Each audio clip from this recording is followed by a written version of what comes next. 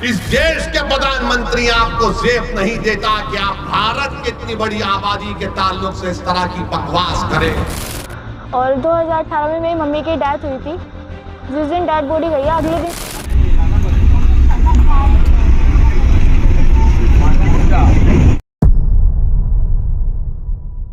और पहले जब उनकी सरकार थी उन्होंने कहा था कि देश की संपत्ति पर पहला अधिकार मुसलमानों का है।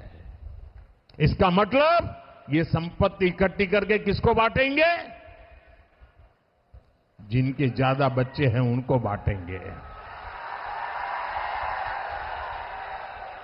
घुसपैठियों को बांटेंगे।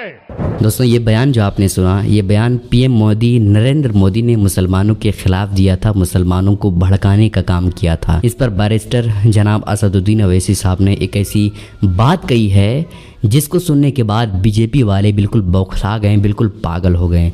जनाब बैरिस्टर असदुद्दीन ओवैसी साहब ने कहा कि मोदी जी की भाषण देखकर ऐसा लग रहा था कि जैसे भारत का प्रधानमंत्री भाषण नहीं दे रहा है बल्कि हिटलर भाषण दे रहा है, बल्कि हिटलर बोल रहा है। और बहुत ही बुरे तरीके से बैरिस्टर असदुद्दीन ओवैसी साहब ने पीएम मोदी को घेरा। नरेंद्र मोदी, आप प्रधानमंत्री हैं, इस देश के प्रधानमंत्री आपको जेब नहीं देता कि आप भारत की इतनी बड़ी आबादी के ताल्लुक से इस तरह की बकवास करें।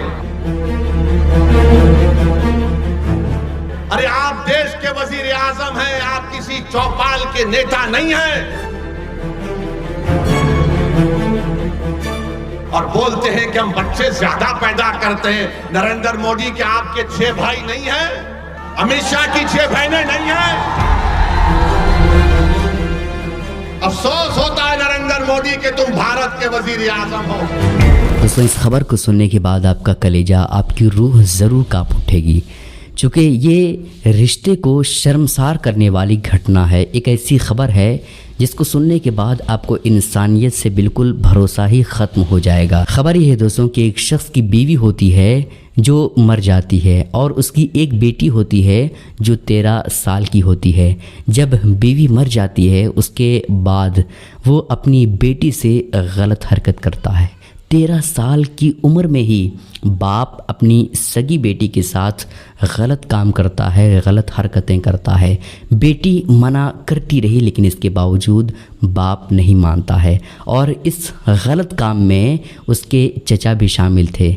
इस गलत काम को करवाने में, मदद देने में उसके चचा और उसका पूरा घर वाला भी साथ दे रहा था। और जब लड़की थोड़ी बड़ी हुई, समझदार हुई और ये घटिया काम बाप अपनी बेटी के साथ लगातार डेली 5 सालों तक करता रहा।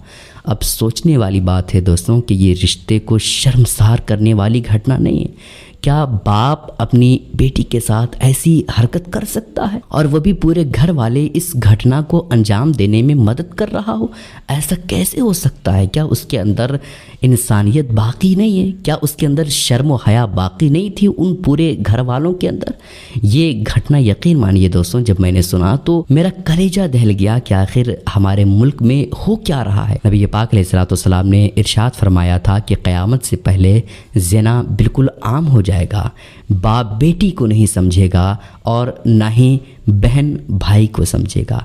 शायद ये निशानी अब पूरी होती हुई नज़र आ रही है। क़यामत बहुत ही नज़दीक है दोस्तों। इस वजह से हमें नेक अमाल करना चाहिए, अच्छे काम करना चाहिए।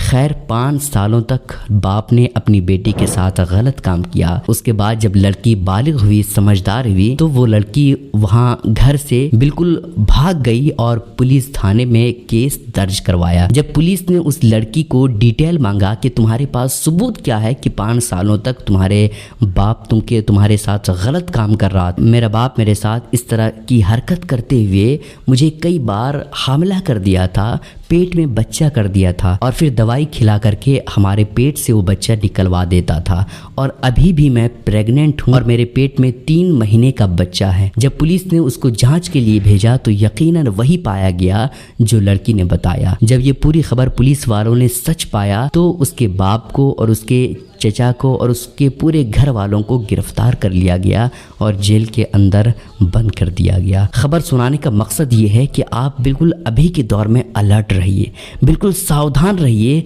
अपने बच्चों की हिफाजत करें और साथ ही साथ घर की औरतों को भी चाहिए कि अपनी बेटी अपनी बहनों का ख्याल रखे। और 2018 में मेरी मम्मी की डेथ हुई थी। जिस दिन डेड बॉडी गई है अगले दिन से ही मेरे साथ ये सब काम स्टार्ट। आए दिन रेल मंत्रालय रेल की टिकट का दाम बढ़ाते जा रहे हैं, लेकिन व्यवस्था और सुविधा की बात करें तो आप वीडियो देख सकते हैं कि किस तरीके से एक के ऊपर एक ट्रेन में किस तरीके से बैठे हुए हैं और इस गर्मी भरे मौसम में किस तरीके से लोग सफ़र कर रहे हैं। हमारे देश में अमृतकाल आने के बाद रेल की दशा और बदतर हो गई। क्या लोग ऐसी व्यवस्था को मजबूरन अपना लिए हैं? क्या इन लोगों को रेल मंत्रालय से कोई शिकायत नहीं है? जब इन लोगों को तकलीफ नहीं है रेल मंत्रालय से, तो रेल मंत्रालय को भी कोई घंटा फर्क पड़ने वाला है।